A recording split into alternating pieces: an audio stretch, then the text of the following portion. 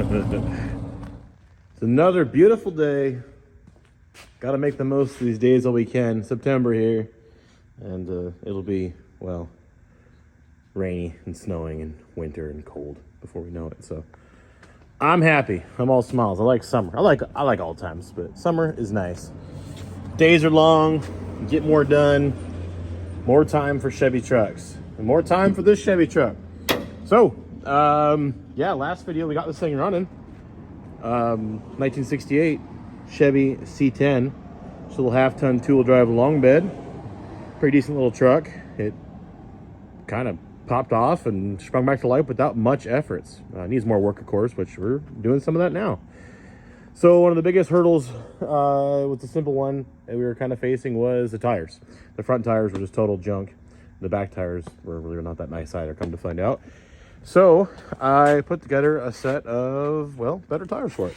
Factory 6-lug.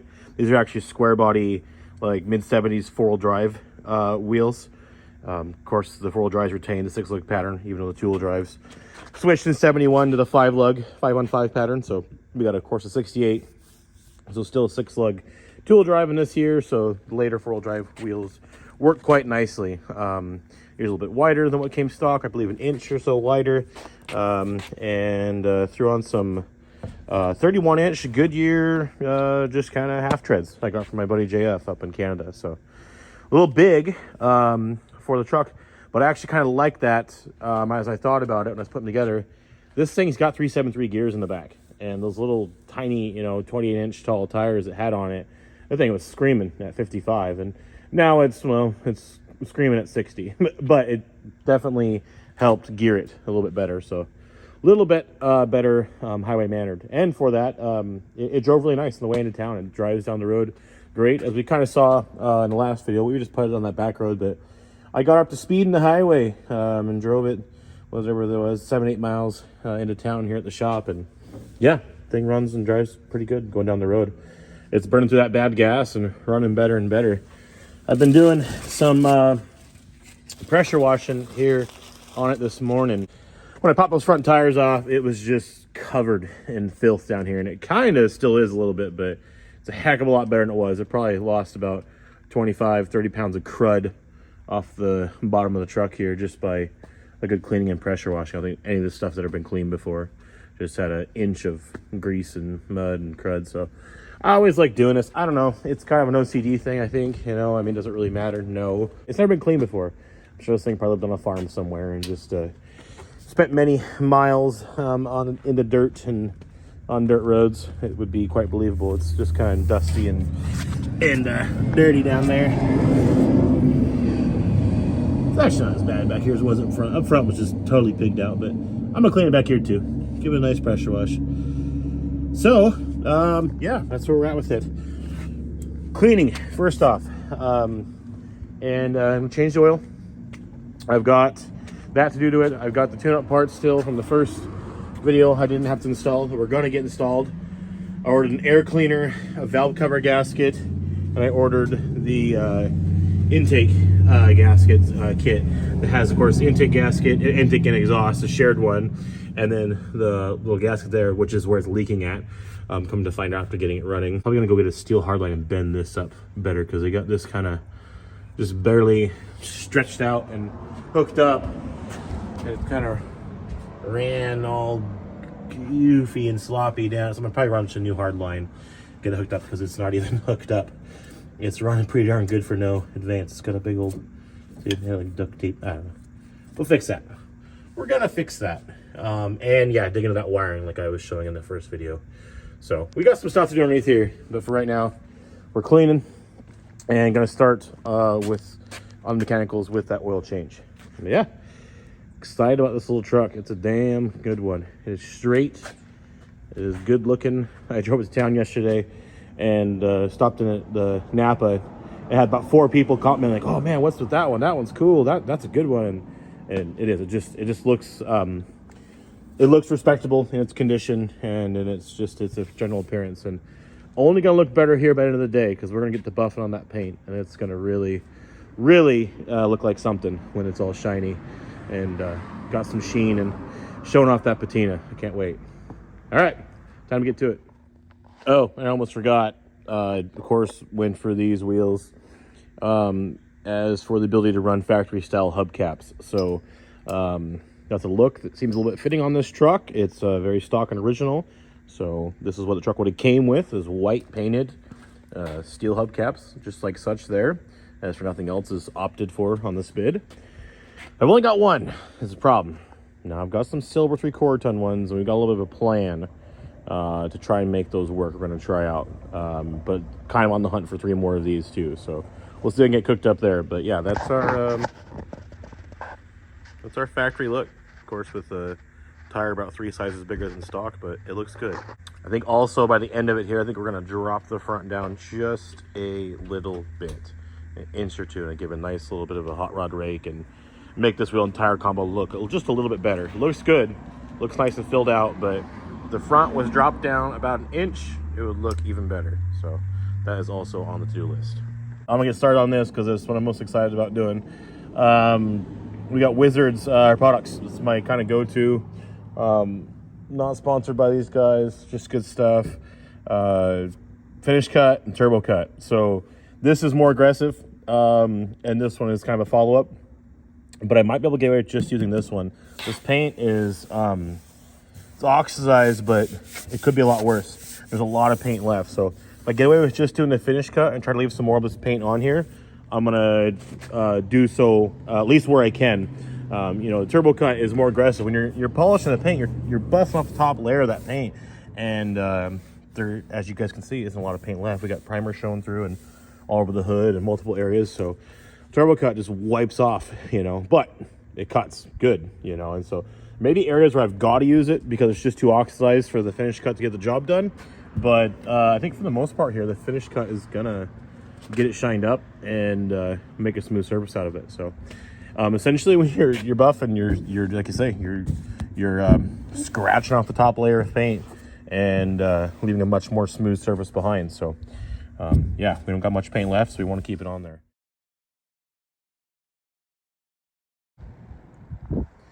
All right, it's been putting up a bit of a fight, but we are getting there. Check that out. Do apologize for the wind. I'll keep this little clip short and sweet. It's coming around. I've been able to use the finer cut in most of the spots. Had to break out the heavy cut, the turbo cut, and a few spots on the door and whatnot that was extra oxidized. I don't know.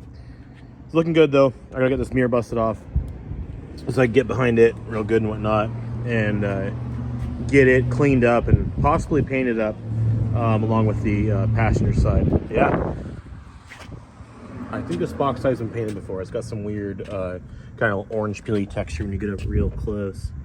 I can't really see on camera, but it has all these little like kind of blisters. That's not paint on top, that's like paint failure back to like primer, and kind of this weird like scratched patina down the side. But it looks good. It doesn't look bad. It looks good. Yeah, this does not look good. That got uglier. I don't know what I'm gonna do about that. We'll see if we can make that look better than what it is. But if that's, I'm not even upset. Let's just put it that way. I'm not even upset. Check out that hood. Looking good. Looking good. This is, of course, unbuffed. Oh, I did tailgate too. Tailgate looks pretty sharp. Oh yeah. Good stuff. Good stuff. Still buffing away on this thing. It's like I was saying, put up a little bit of a fight, but it's coming out. I want to pop these dents out, get to work on that. This one and the door here is even bigger than I thought it was. Kind of get those popped out before I hit the buffer down there. I don't want to make an outline of where the dent was at. There's high points and whatnot. I don't want to rub the paint off and make it more noticeable. So I try to get the dents popped out a little bit on the door and the bedside.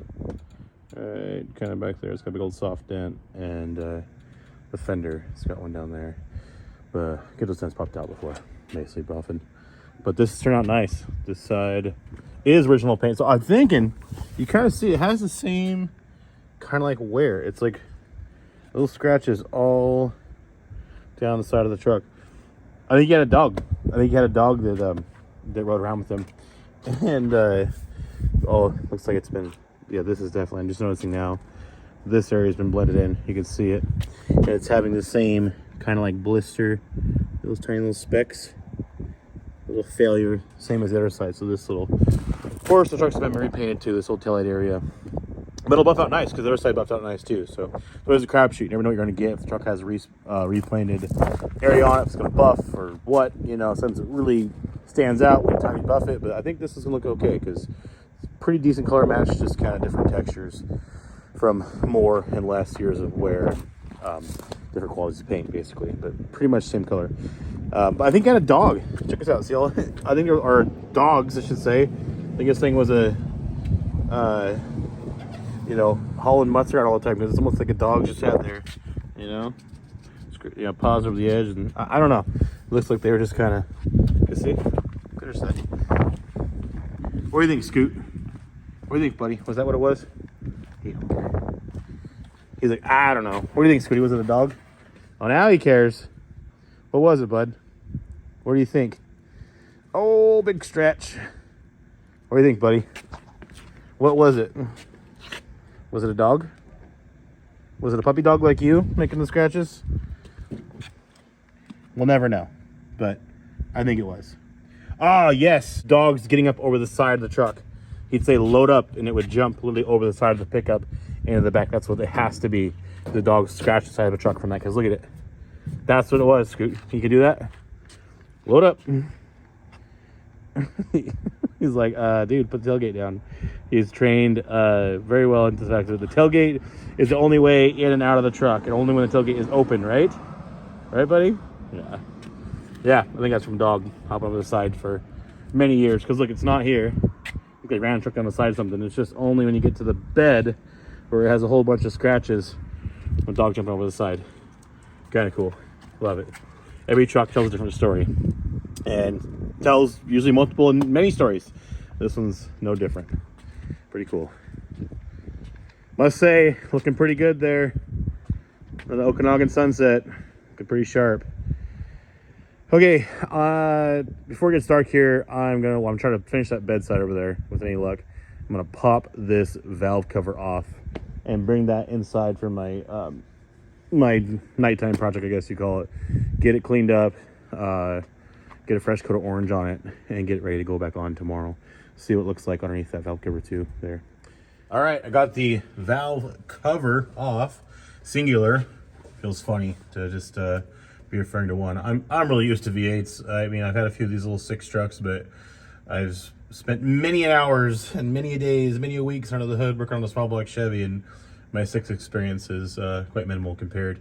Yeah, it was leaking a little bit, a lot of it. That's why the motor was so greasy. It was coming from up top up here. So, and the gasket's all split up and just kind of in like 4 pieces. So that's why. Everything looks pretty good in here though. Not seeing anything that's standing out as ugly. No push rods trying to pop out or no rocker arms trying to fall off. So looking good.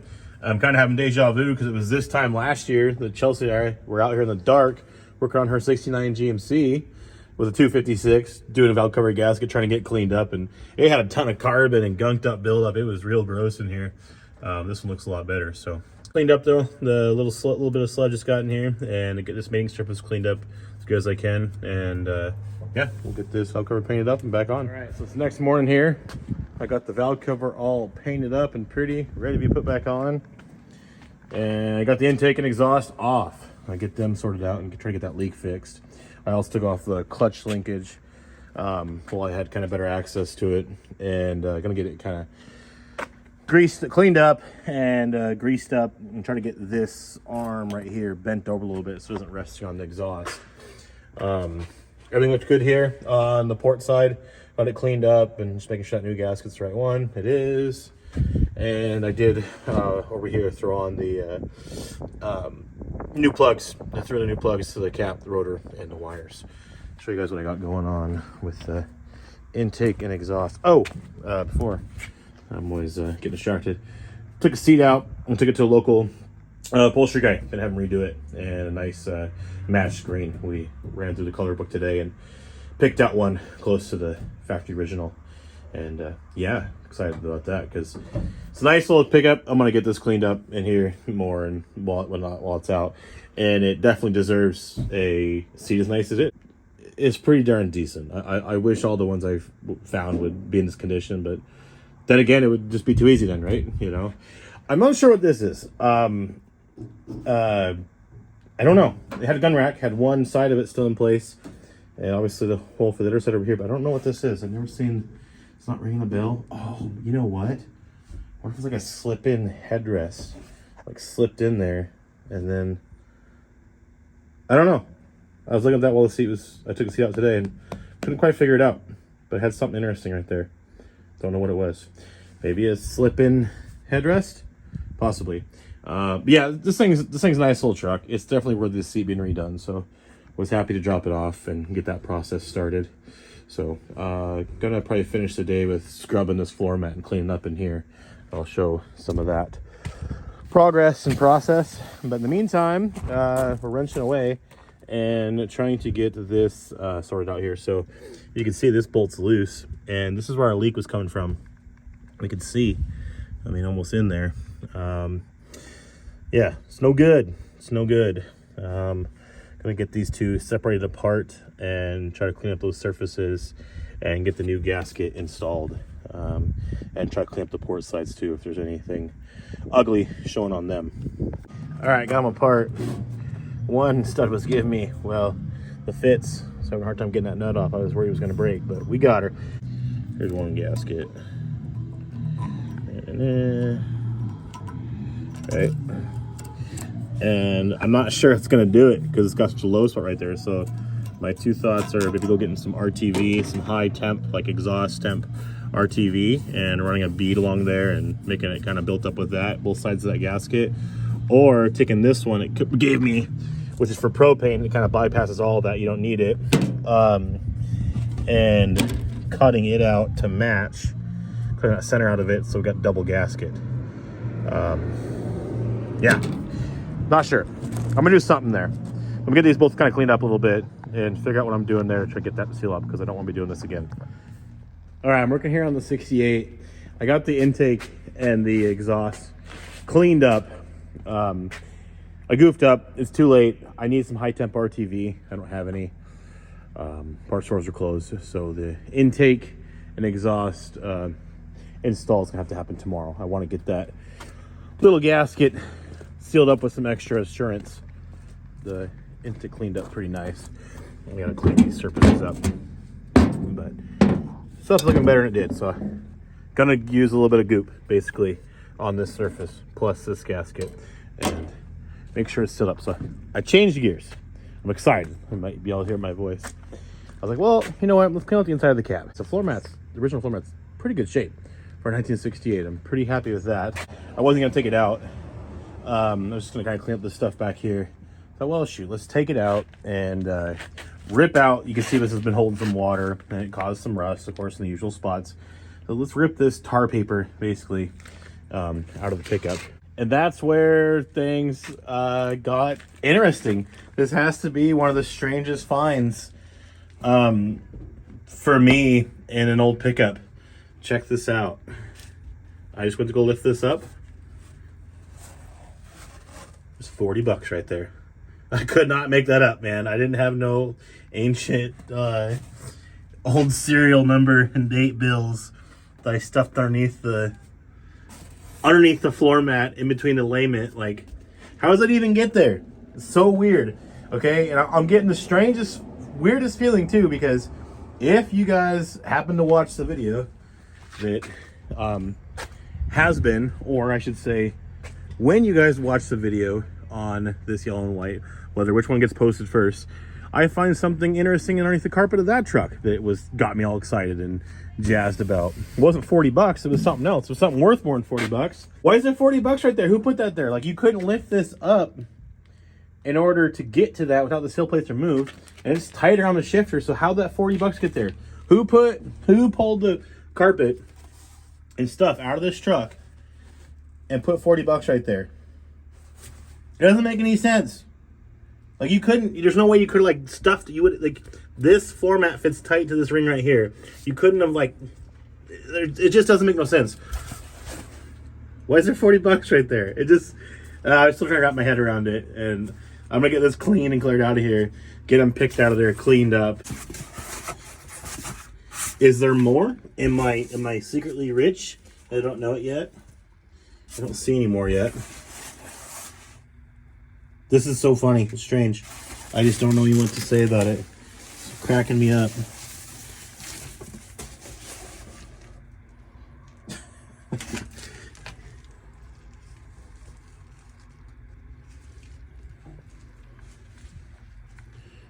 Okay, one's starting to tear. No? Oh yeah, one's starting to tear a little bit.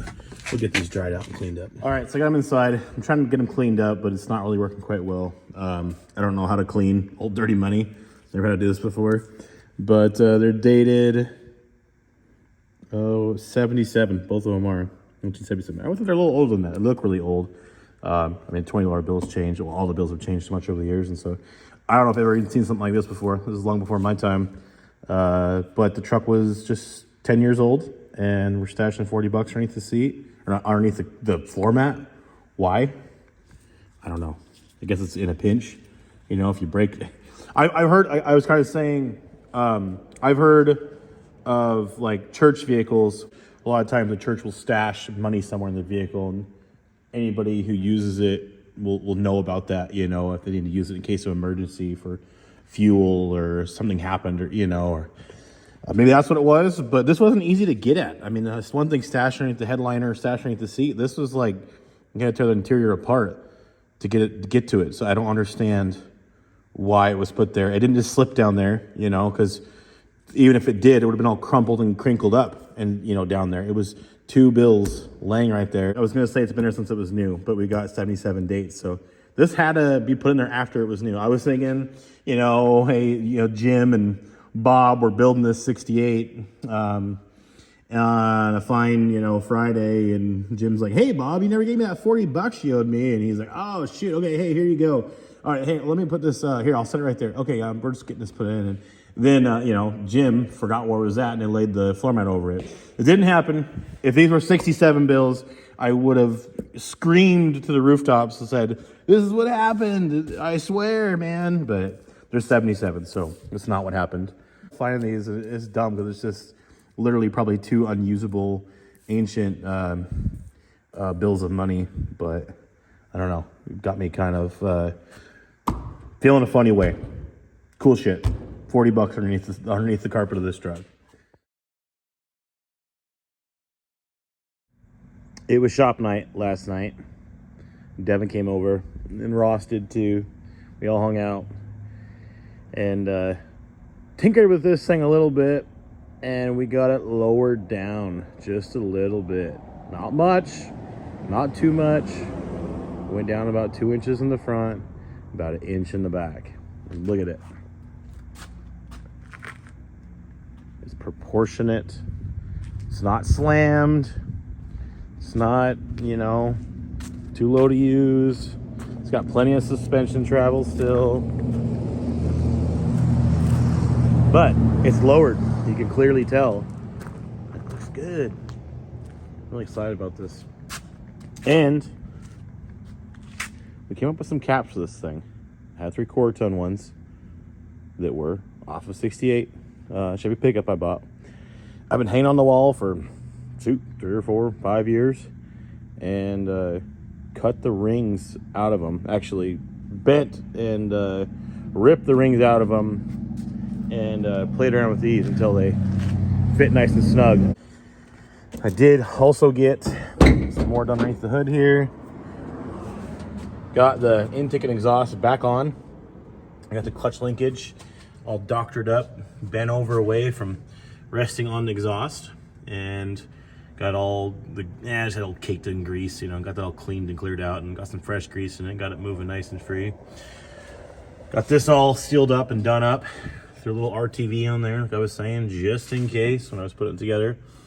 Got the new looking, the painted up valve cover in place. And I got a rebuild kit for the carb, so I'm doing that today. That's one of the main projects today. Get that all cleaned up, rebuilt, and back on here. Get this puppy fired back up. Inside, we're getting somewhere. So I tore all that floor mat out of it and all that tar paper and whatnot, and clean and scrub the floors. We've got some typical rust over here, a little more than I would have hoped for, but hey man, I'm not upset. I'm not upset at all. It is what it is. It's common, it's typical, and it's come to be expected, and at least it ain't the whole floorboard, you know? I mean, you guys gotta be optimistic and positive about the situation. It could be a lot worse, and I bought a lot worse and been excited about those too, so. Pretty darn solid little truck and drives nice and solid in the roof and firewall and all that jazz. Other side's got some over there too, but not quite as bad as this side over here. Typical. This cleaned up really nice, so the floor did, and got the seat belts soaking in a Dawn dish soap bath there. They're kind of grody, kind of icky looking. They're cleaning up nice. And this original floor mat. I've been scrubbing on this all morning and kind of getting it to clean up, pressure wash on it. So gonna get this popped back in place in the truck, and yeah, we start working on some of this interior little things it's got going on, those heater controls and whatnot too. But yeah, carb rebuild today. That's what's next, and we'll go from there. Oh yeah, nice and grody. Surprised it wearing as well as it did actually. Okay, we'll get this all cleaned up, get it put back together. Rochester monojet, gotta love it. Doesn't get much more simple than this when it comes to a carb.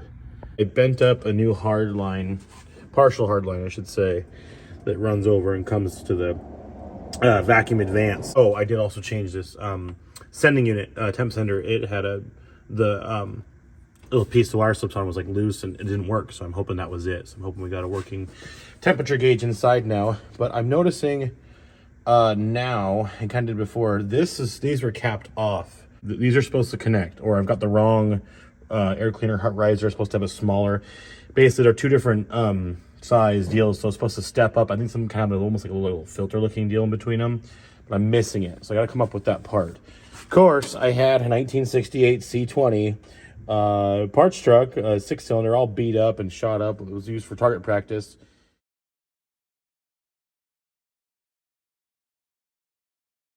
That I sold last year or the year before, something like that, and I know it had that part. I remember seeing that on it, but of course here I am and I sold it. Right now I need it. That's how it always goes. So I'll have to try and track down that part. I'm cleaning up the air cleaner, kind of give it a quick little paint. I got the carb linkage all adjusted. Everything's all kind of ready to go here. Oh yeah, and I tidied up the wiring and I reran it kind of correctly. Had that one wire coming off, then piggybacking down the starter when it's supposed to Y and go individually, so I kind of made it do that again. And the correct yellow color, new battery cables, tried to kind of route them, you know, decently, and kind of keep everything kind of clean and happy and kind of simple.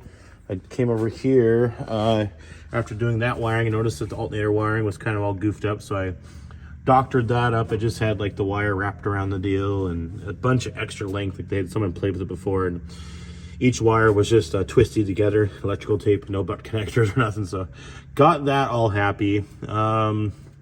Yeah, exhaust, I put that back on. The downpipe to the exhaust manifold. We're ready to fire this thing up and run it and see how it runs with the new tune-up and the hopefully exhaust leak fixes.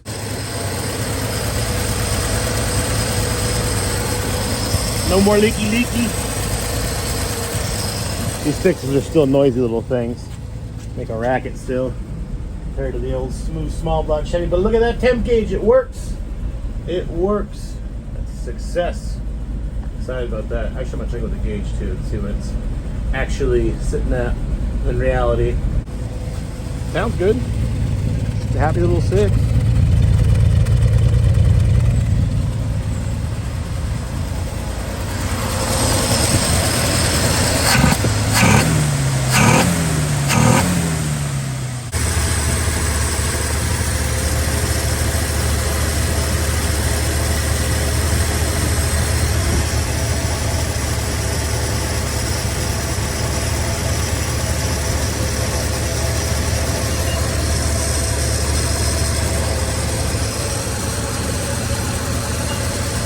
Oh yeah, it's open.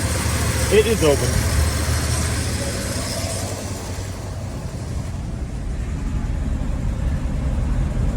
A lot of times those new setting units, they don't read, I don't know, they don't talk to the gauge quite right, but this one seems to be fine. Thing's running right about it should. It's at operating temperature. between 180 and 200, you know, across the board. And the gauge is reading a little bit above half. It went up to there, I went a little past there, and it came back down a little bit above half. So run it. Cool. All right, gonna get working on these dents in the door. The door panel popped off. It's not too much trouble. That's how you know a truck is dry and solid when it's a 67 to 71. You can get all 4 of those little screws out without too much hassle. Usually those always are so rusted in, they want to strip and, you know, not come out, and you guys gotta get creative or start drilling or welding nuts on them or whatever you gotta do. Or these nuts themselves will spin, so you know you got a good one when those come out. Well, I shouldn't say that because I've actually had some rusty doors that for some reason those stay workable, but I got these ones out. This is kind of cool. It's a signature. I think it's the first time it's door panel ever been off. That one's been off on that side before, but this one was just so, I don't know, I felt like it was untouched. And we got a little signature for her from who was likely painting or assembling this truck. One of the workers on the assembly line. Kind of cool. You don't always see it. I've seen it a few times in these trucks, but not always the case. And there it is. Kind of cool. Maybe it was labeling a part too. Could have been this, or I don't know. Might have to label it. Only one spot it can go is onto the truck, right? I think it was someone's signature, and that's kind of cool. So we've got some, yeah, see that? A big old dent in the middle of the door, and then kind of a smaller one up in front of that. But this one's pretty good sized. I'm gonna try and get it out. Troubling thing is that door brace is right in the way. It's right behind that. So I had the idea, and I borrowed this from Devin. These little like airbags. I'm gonna get this right in between, kind of like that. I'm gonna pump this thing up and try to get this metal worked out and see if I can get it to pop back into shape. That's with the airbag in place, pumped up. We already got it kind of pushing itself out. It can pump up a little bit more, but now I'm gonna grab a body hammer and just start kind of working the area and try to get it to relax. And we got kind of like a big, like crease in it right here is where the inner meets the outer. The dent is kind of pushed up against that and had to stop right there. So I'm gonna kind of work the body hammer along and kind of around the dent up here on this guy and just kind of around it, trying to get it to kind of relax and kind of let the metal kind of come back to shape. But with air back installed, we can see we're already making a difference. All right, airbag is still in place. I ran around with a hammer for a couple minutes here. You can see it's, well, it's almost kind of like 2 smaller dents now. The bag is right here and it's kind of pushing extra out. So I'm gonna try to get the bag moved up and try to get this one, or get the bag moved down and try to get this one right here. I think that's actually the one that's kind of holding us up now because it's quite a bit deeper and kind of, yeah, I got the metal stretched pretty good. You can see we're getting it. All right. I almost can call them dings now. They're much smaller than they were. It's getting there. I gotta I get a little frustrated with these 3. They're concentrated and they're just not wanting to come out with the method I'm using. So suction cups are having a hard time pulling on them, and I've ran out of kind of push with a little bag. It doesn't have enough pressure to get these out any farther than they are. However, I got the old faithful little soccer ball. I can stuff in there and kind of use the same method. Deflate it, pump it up. But my jack, or my pump is broken, so I need to get a new pump of some sort to release just a few needles, because I've got a little Milwaukee air pump. So got to get some needles. So we're taking a break on that. I've got them a lot better. I threw the mirror on, which looks pretty darn good. Gotta love it. Yep, that's good stuff. Okay, I got the back tire off though, because of this big, they must have ran the truck down the side of something. It started the fender, and then, you know, boom, boom into the door, and all the way, boom, ended up in the bed where they brushed up against a tree, a stump, or a lawnmower. I don't know. They ran into something though, and the bed is no different. It's kind of hard there. You can kind of see it. It's kind of all gently caved in. So that's kind of nice and rounded as the rest of it. Look, as it comes back here, boom. It's got a big kind of giant soft dent back here. It's kind of easy to miss. Even when I bought the thing, I didn't quite notice it. But we're able to get her out. Can't use anything to push in the backside, of course, because it's empty, but that leaves us access to wail on it with a hammers and dollies. So that's the plan. I'm gonna do that right now. Okay, day's coming to an end here. Did get a little more done. I got this kind of beat into shape. It was caved in like 3 inches like I was showing there, and it's looking a lot better. Again, those ones are doing a lot better too. I finally finished buffing the rest of the truck, ran it with the buffer, and these guys, I don't know what their deal is. I don't know whether they're cheering me on or making fun of me or what, but they've been sitting here, kind of a little peanut gallery up on that pole for the last hour or two. So, yeah, whatever that's all about.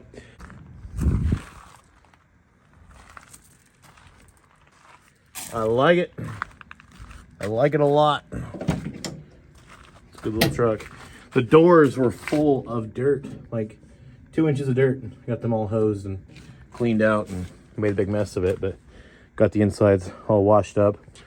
Clean the door jambs and all that jazz. Gotta get a door handle on this side. I've got one.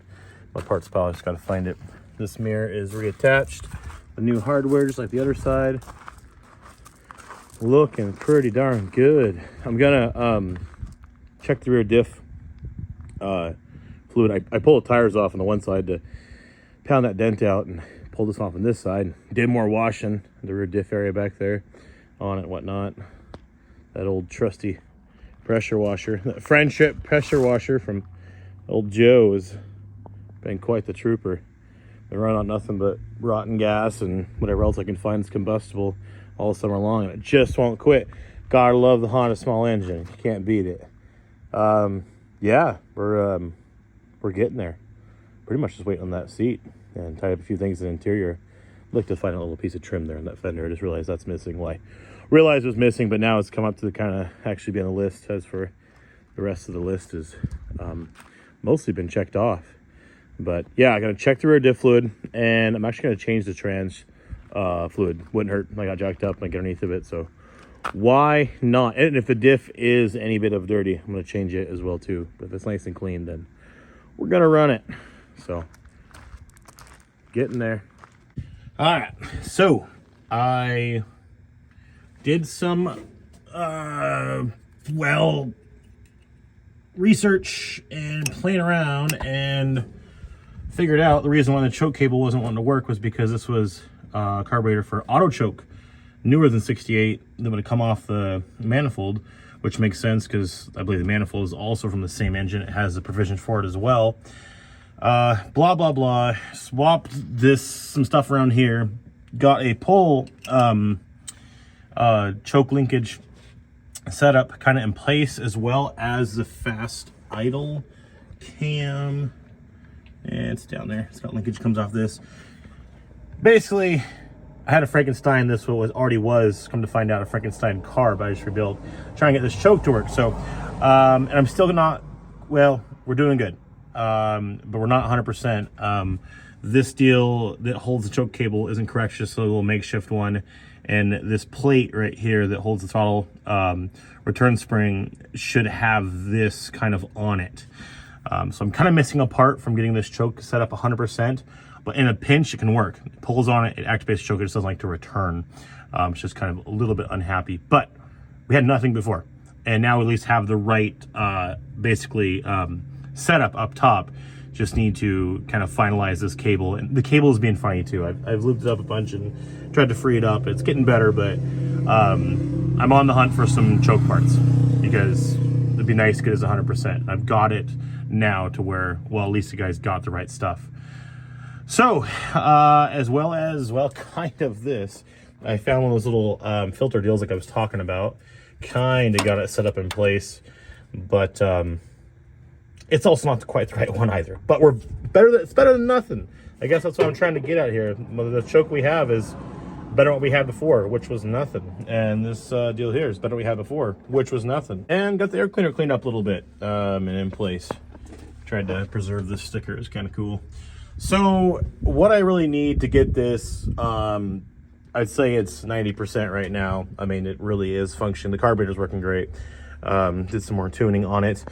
What I need though to really get the choke 100% is and this piece here. I need a parts truck. I got to find somewhere, a truck somewhere, a 68 or possibly even 67 inline 6 truck with the monojet on it that has these pieces, because I know I've had a few 69s that were 6 cylinders like this, 250 and 122, and they were auto choke. They had a heat riser down there on the manifold that come up and went to that linkage that this carburetor had. So I need a 68 essentially carb, or just that little piece for the choke that comes off the carb, as well as that the air cleaner riser, the pipe with the filter and the whole deal. But it looks complete, and it's kind of almost correct, but we're doing better than we were. I'm trying to stay positive and can't let my OCD get the best of me here, because I'm like, I gotta make it right, gotta make it right, gotta make it right. But sometimes, well, you don't got the parts, right? So we're nearly right, and it's looking its part, and it looks good. So be positive, right? Okay, so I did figure out why the dash was kind of disassembled. They were trying to replace the wiper motor. They had a new one kind of halfway installed, and I think they were just kind of fighting the bulls because they are a pain to get to without pulling the dash out. I've done them both ways, and it's just almost as easier if you just pull the dash, then you just get kind of right to it. Anywho's, I got the rest way in place and turned them on, nothing. But the fuse is missing, so I put a fuse in it. I turned them on, and then they wouldn't turn off, and then nothing. And so I was like, well, that's kind of weird. And I replaced the switch, and then it worked fine. So I'm almost thinking that the switch was causing the wiper motor to stay on continuously. That's why they had the fuse pulled out. And so with a new wiper motor installed, it was doing the same thing, but really it was a switch that was bad the whole entire time. I also figured out why the choke cable was being such a bugger was because it was broken underneath the dash in two. So that had a hard point where it was not able to really pull or retract. So it needs a new choke cable altogether. So that one, yeah, I just removed it and need to find something. The rest of the correct linkage that holds it at the carb, and just a new one, like I say, or used from a parts truck. But that kind of made it make more sense. I was sitting here fighting on the other side of the dash and wondering why it wasn't. I thought it was just kind of rusted and stuck up, because it would kind of work and kind of not. It just had a spot where it was split. So okay, gonna get this back together. Got the wiper linkage all hooked up and greased up, so hopefully it ain't too squeaky. Dash cluster at back end, cleaned it up a little bit. Doesn't really look like it, but I did. Let me get this stuff back in place and move on to the heater controls. All right, so I got the new heater controls in place. Got the cables all freed up. Everything is all working as it should. Fan comes on, not just stuck on like it was. But outer heater box is messed up. It's full of a mouse nest, and I think there's a little bit one here. I don't know why I suspect anything different, as that's the way they most always are, if they sat for any point of time. So add it to the list. I'm not doing it right now. It's got controls that work, and that's the wiring's fixed, and that works. So a guy needs to pull at least the outer heater box off and basically replace it. It's got a crack all right here. This piece is cracked, which is pretty common. They got a bare washer there, kind of spreading the weight, and then this lever down here, this basically blend door, it's broken. It's I can feel it's broken off down there, and so yeah, it's full of gunk. So it needs this to be serviced, which is not surprising. Add to the list. We will get to that. You guys ready for this? I'm absolutely stoked with how this turned out. Just got the seat back from my upholstery guy. Dale Jones is the man. We ordered material. It was as close as we could find in the factory. Color and hue. The thing is so darn comfy. You add another little inch or so of foam. It's just right. It's just right. That's all I have to say about it. It is just right. It is super comfortable. So we're getting there. There's more a guy can do, certainly, but it's at a point now where it's really respectable. Kind of every inch of the truck is looking good. So honest. That's the best way I could describe this truck. It's honest. It's original and it's honest. And just a good little truck. Me and Chelsea are gonna go to lunch in this thing. We'll take it for a cruise. Go shoot some good pictures of it, because that's what I really want to get. And run some more gas through it. I want to go put some more fresh gas in it. Gas gauge is not working, so that's one of the things I got a little list of the still to do I can keep picking away at. And first and foremost on that is that gas gauge. And I believe the flow is sinking, because it's just not, it's getting a read, but it's just not reading right. There's some kind of issue there. I played around with the wire. It's not the wire. It is definitely within the setting unit itself. So I'm getting a new one of those ordered up. Found something cool in the seat, the build sheet. I'm gonna tape it back together. It's kind of a little arts and craft project. I'll get it taped up and I'll show you guys. We'll go over the build sheet. And we went over the spin in the last video. Now we're gonna dive deeper and do the actual build sheet. There's actually two of them. There's one on the bottom of the seat and the top. So I got two of them to piece together. So I'll show you guys that. But for now, we're gonna go cruise this thing around.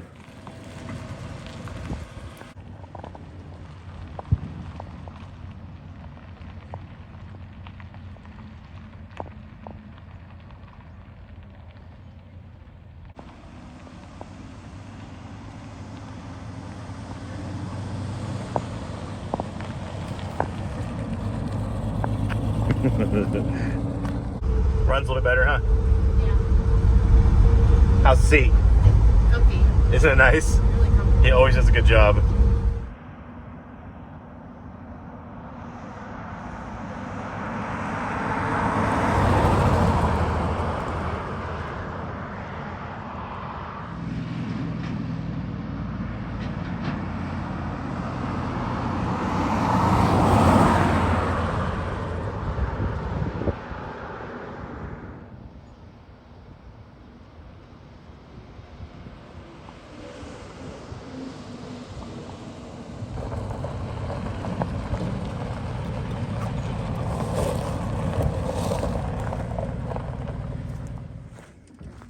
Well, what's the consensus? That's so weird that. Oh, oops.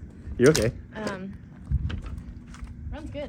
It does, doesn't it? Yeah. That tune-up helped and got rid of that exhaust leak. Yeah. What were you saying? What's so weird? Oh, just when I turned around. Yeah. When you can do the loop. Yeah. I turned around and that car that was on this road stopped for me to turn on. Oh yeah, people get all weird with that intersection down there. Yeah. What do you think, Scoot?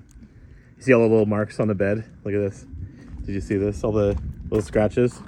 They're from a dog jumping over the side over all the years. Load up, you know. Scoot, you gonna jump over the side? No, you don't get to do that. You were taught not to do that. Oh, he spoils. Yeah, no, it runs a lot better. Seat is amazing. So over that. It's fantastic. Got to work on the brakes next. That's what would be the next big project. Get that gas gauge working. I don't know if you noticed or not, but the temperature gauge is reading really high too. It's not working right, which is annoying because I got it working and it's, I don't know, that setting unit is just the wrong ohms or something. What do you rate out of 10? 10. You can't rate 10. Remember? That's like the pizza scores. No. If you rate, what if this truck is better? What if we get one next week that's better than this? Then it can't be, right? Because then what would you rank that as? More than one truck can be a 10.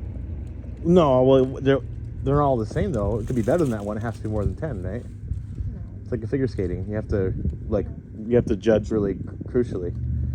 You know. What do you think? Out of 10, what's your not rookie score? I'll give it a 7. Point. No, just a 7. Just a 7-0. What's your rating? You know, I'd say you're pretty close. I give it a 7.2. 7.2. I'm glad you like it, because I like it too. It's a good little truck. Drives pretty darn good for a 50, almost 60-year-old little pickup. In order for them to last like this, they have to be somewhat taken care of. I mean, somebody kind of had to care about it, or at least their money, you know, their investment.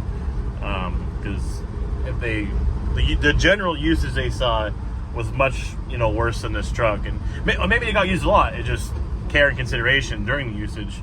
You know, most of these trucks are beat up head to toe, and you know, not anything as existing as this one. They've seen 17 owners, and they've been repainted. They've been this, they've been that, and beat to hell. The box has been replaced, you know, the motor's not original, but this one's not that, you know. This is like, again, it's just a really honest little pickup and, you know, pretty original. And in order for them to basically stay and be that, they've got to, well, be taken care of along all those years. There's one thing about these trucks is, you know, they make good little drivers. I mean, I might just be acclimated to it, but I love driving these things. I love hopping in them and going to town and putting around them. They're comfortable. They're just, your visibility is great. You know, you can see out every which way of them. I think I like the way they drive. I just like the way they drive too. I mean, you get much older than this, and they're kind of more of a bear to drive. I mean, this is, you know, you go back like in the early 50s, and those are quite a bit more dinosaur compared to these ones. And you know, you go in like the square bodies and even early 90s trucks, they don't drive much different than these trucks do. These trucks, they drive nice, especially that trailing arm coil spring rear. They are such a nice riding, you know, pickup, and that was just a great setup. It really was, and that's what I like about them. They just drive nice with that suspension. I will say though, these little 6-cylinder trucks are kind of funny to me. They're an inline 6, of course, is naturally more balanced and smooth than other engine configurations. But man, when these old 6s in these trucks, you know, they do good, but they're just, the power, they're just clunky. They feel clunky to me, and a lot of times it's probably because they're, you know, paired with you know, usually a manual transmission and manual steering, manual drum brakes, and you know, compared to the V8s, you know, that were in these trucks in the same era, they're just so much smoother, and also they just have more power. I mean, these little 6s, you kind of gotta, you know, slip the clutch a little more, get them out of the hole. You know, there's not as much torque or power there, just, you know, easily going to work for. You got to kind of wind them up, and they run. I like them, don't get me wrong, but it feels more like a little tractor engine, you know. They're just kind of clunky, and your RPM range is less, you know, than a V8. You know, 327, 350's just got more RPM you can utilize there. You rev these things up, and, you know, these things fall off at $4,000 when, you know, 327 will take you up to 5, 6, and a 350 will do 5 all day. And I just noticed that. I like that. I like the 6s in these trucks. I do. I will always prefer a V8. But these 6s are cool too. They definitely have their own characteristics and charm to them. That's for certain. The carb works really good. I'm happy with how that turned out. I just got to get a choke cable on it, like we kind of left off with there. It's nice and smooth though. The operation's great once it gets all warmed up. Just cold-blooded these mornings. It's October here and starting to get a little chilly. It definitely needs that choke cable, so that's one of the next things on the list as well too, of course. All right, build sheets. This thing had 2 of them. One stuffed underneath the bottom cushion, one behind the upper cushion of the seat. Kind of cool. Not always the case. A lot of times you just get one. A lot of times they're where these ones are at, underneath the foam of the seats. Sometimes taped to the gas tank. Sometimes you'll find them behind the gas tank. I found one before. And even sometimes on the floor. I don't know if it just kind of got stuff underneath there or what. But most commonly, you're going to find them underneath, kind of tucked behind the foam of the seat, in between the foam and the springs. Look at the back of your seat or underside. You're likely to find one of these. These are, of course, kind of the line tickets, what the truck was built upon. This is what the factory, you know, assembly line workers referenced as the truck went down the assembly line, and told them what to put on it, what not to put on it, you know, and everything in between. So, of course, lists a lot of the same things a SPID does, really. A SPID, of course, is the sticker applied to the glove box we all know about, that is for referencing back upon after the truck was made, you know, at the dealer or for service, whatever it be, when this was during it being made. And so this has a bit more information on it. Pretty much says the same things the SPID says. More telling is with every single little part, which pretty much is dictated by the things chosen. But this is so the factory, you know, worker could assemble a truck. He just goes off of that. Well, there's many things here that can make something be different. So, you know, well, it's a CS, so it's a 6-cylinder, right? It's a base 6-cylinder, nothing else talked about here. So it's a 250, but it's a 4-speed. Well, he'd have to go and kind of decipher all this to know what starter to put on it. Well, this just lists the number, as he has 6 different starters laid out there. This is a standard, you know, starter, not heavy duty, for a 6-cylinder with a manual transmission. You know, of course, if it was an automatic transmission, it'd be a different starter. Or if it was a heavy duty starting motor, it'd be a different starter as well, too. So this kind of and just lays it all out for them. And this is how they assembled the trucks. You know, starters, carburetors, rear end gear, seat, and what heater hoses, what this, what that. And of course, it'd be different if it was AC or not, you know. And so these are pretty cool, and it's cool to always find them. It's cool that when they stay at the truck this long and survived and are somewhat intact. I taped them all back together here, to both of them. This one's almost better, but kind of worse for wear in a sense of it's all kind of folded up. Yeah, but these are pretty cool. What I like most about these, though, it says, of course, where it was built, Fremont plant, which the VIN also tells you, you know, in code. But this says right where it's built. So this is a Fremont, California truck. And most of the ones here on the West Coast are Fremont, California trucks. But what's cool about these, too, is it says what dealer it was destined to go to. So this one was going to North Central Chevrolet, which was a truck sales dealership in Wenatchee, Washington. And the owner's manual, original owner's manual, is also in this truck, and it also lists the North Central truck sales. So pretty cool. This thing is North Central Washington its whole life. And there's also a little service sticker for a Chevron. I'll just show you guys. For a Chevron, typical old bike service and interval stickers. This one is applied to the inner door jamb. You could just barely read it there. Aniat Chevron in Aniat, Washington. So that's just a little bit north of Wenatchee on the the other side of the river than Highway 97. So pretty cool. You know, I like finding these. I like looking at them. They're kind of like a extended SPID basically, and they tell a little bit more. But it's cool when they stay with the truck all this time. And it's cool as truck's got two. So I'm gonna get a little divider for this one, and we're gonna of course put our under the floor mat treasures we found. We'll put one with each of the build sheets here, because these stay with the truck damn near as long as these build sheets did. And they were along for the ride for the last, over 50 years. Pretty cool. Well, there we have it. It's officially back on the road, all cleaned up and ready for the Grand Prix. There's still, of course, more work a guy can do to it. So I made a little list here of kind of the next things that's, on the to-do list. Brakes, they work. They're, I'd say, they're about 60-70% as good as they can be.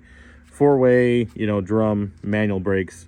Leaves the guy with a bit to be desired, but they're not, always will, even perfect working condition, but they're not working quite right. That rear e-brake cable is not hooked up. It's like undone from the drum and like stuffed back in the frame. So something's going on back there. It stops. It stops when you put your foot, on the pedal, but it could be better. So it'd be nice to address that, and even just start with bleeding them. But I'm sure it needs shoes and possibly drums and a new master, and so that would be nice to do to it. Heater box, inner and outer. The outer is kind of messed up, like I showed earlier in the video. It'd be nice to take it off and clean it out, as well as the inner. Choke cable installed, of course. I went over that. Needs one of those still. The radiator, it still runs fine. It's not overheating or leaking or any of that, but you can definitely see that it's it's getting a little green, and it would be nice to put a bigger and better one in it. So just help the thing run cooler. And definitely needs the wood replaced in the bed floor back here. It is just super dry and fragile, and the more I use it, the more little pieces bust out of it. Dash pad. Now that we did that seat, and the seat looks so nice, the dash pad looks terrible. So it would be nice to replace the dash pad. And the dash lens as well too. It's kind of got a bunch of little cracks in it, and an isolated area over here. Be nice to put a new bezel and lens in it. Maybe a column gasket there. This all looks so good now that a guy can pick on the rest of the interior and start picking away at it, making it look better. And of course, more dent repair. I got those ones on the other side over here a lot better. But you see, there's a little ding there. It's got a little where is it? Little one here. Look all about talk. It's got little dings. Nothing terrible for really being as old as it is and untouched, and basically mostly all original paint. Until it gets got a few dings. Honestly, if a guy spent a solid day with the right tools and the right stuff on this thing, it could probably make quite the difference. I got the ones on the door out, where there's a lot more spec. The whole door kind of had a big cave in it before, but I got, I'd say, probably 70% of these ones out. but they need to come out some more. So that was one of the next things certainly on the list. But all in all, I mean, that's just pilly stuff starting to pick away at it, you know. Now all the major stuff is kind of done. You can hop in it and drive around, run around the town, and yeah, it's a very respectable truck. I took it to town in there at the grocery store, and I had like 2 different people like, wow, that's a nice one. Where'd you get that one? One of the guys, he knows this what I do. He's like, that's a really decent one. That sure looks sharp. And everybody loves, of course, that color. That color is, I mean, it's probably in the, got to be in the top 5 colors on these trucks. I mean, they're all great, really.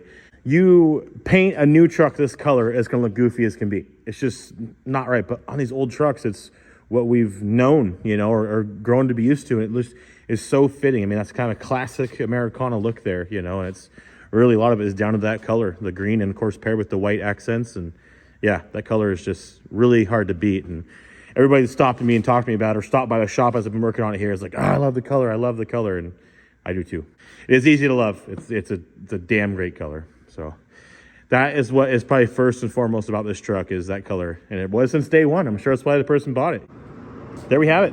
1968 C10. I, of course, scramble on all day, and I have for most of this video. Hope you guys enjoyed the video, and we have some more work on this one soon, maybe. It is a good truck. It's been fun working on it. It'd be nice to keep working on it, but nice thing is now a guy can hop in it and drive it and use it and take it to town. And yeah, it's a good little truck. All right, guys, thanks for watching. As always, more 67 to 72 content soon. Well, it's officially also for sale. Decided to put this one up. Got way too many in the stable, waiting the same treatment, and need to work through these trucks. So it's for sale. Orville, Washington is location. $8,200. This is what I'm asking. Get permission from your wife. Make sure you can come to Orville to come get it. Make sure you got the funds. And if you're all good there, hit me up. There's a for sale post on my Instagram, Gold City Trucks, of course. And feel free to reach out to me on there.